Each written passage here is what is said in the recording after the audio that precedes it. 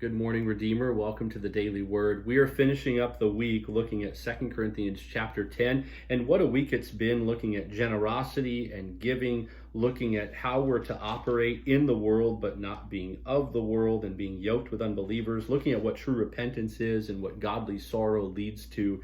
And here and now in chapter 10, we are going to look at spiritual warfare as sort of the focal point of this entire chapter.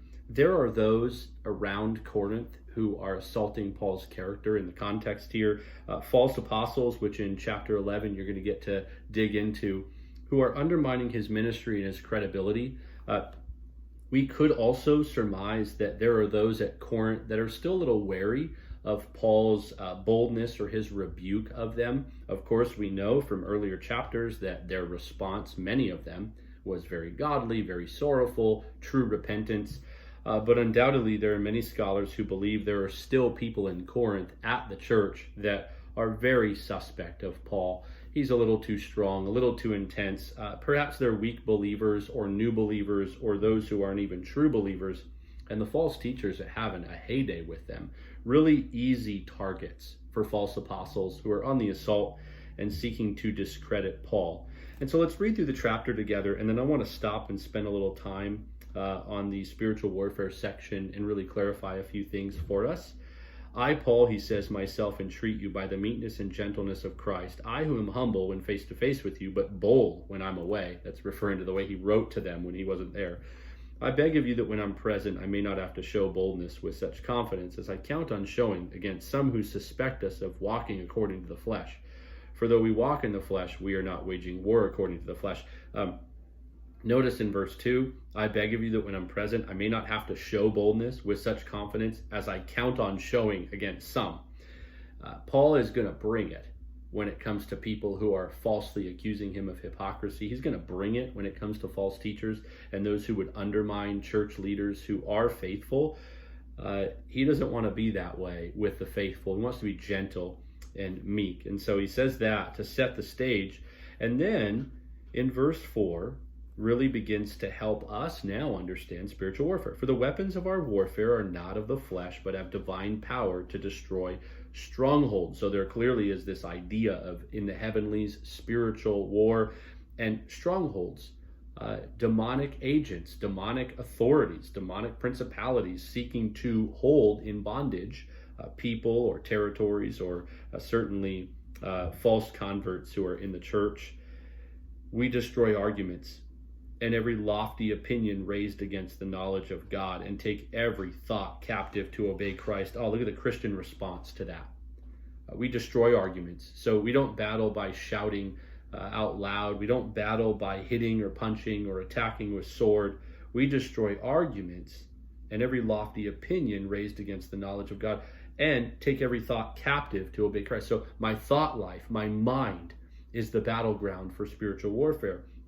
The mind of somebody else is the battleground for spiritual warfare. So I'm looking to change minds when I'm looking at spiritual warfare. Being ready to punish every disobedience when your obedience is complete.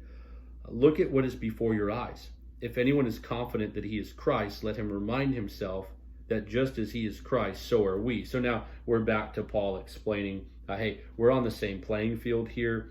We are Christ's. He's commending and unfortunately defending his ministry, which Paul rarely does. He doesn't worry about what everybody's saying and the critics. He's really after the church, wants to love the church. But in this chapter, he needs to make it clear warfare is coming through an assault on their minds. They need to take thoughts captive. That's what we do as Christians.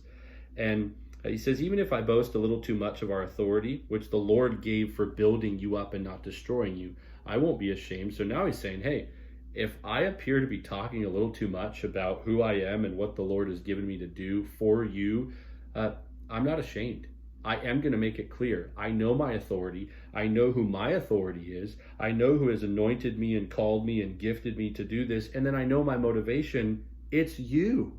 It's building up you. It's serving you. It's loving you. It's for you. I don't want anything from you. I just want something for you. That's really what Paul's getting at. I do not want to appear to be frightening you with my letters.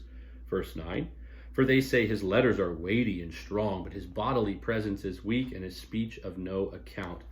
There is the evidence right there of what people were saying about Paul. As I mentioned earlier, they're undermining, or they're a little wary of him, or some people have opinions about him, or there's critics or false teachers. They're saying, oh yeah, Paul's a real hot shot, real tough guy in his writing, but his bodily presence is weak.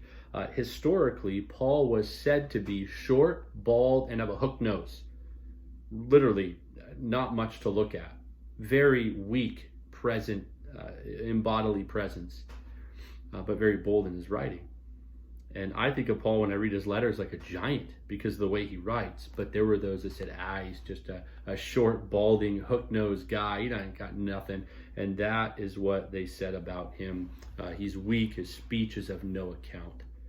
Let such a person understand that what we say by letter when absent, we do when present. Paul's saying, hey, we back up what we teach and preach in person and through a letter.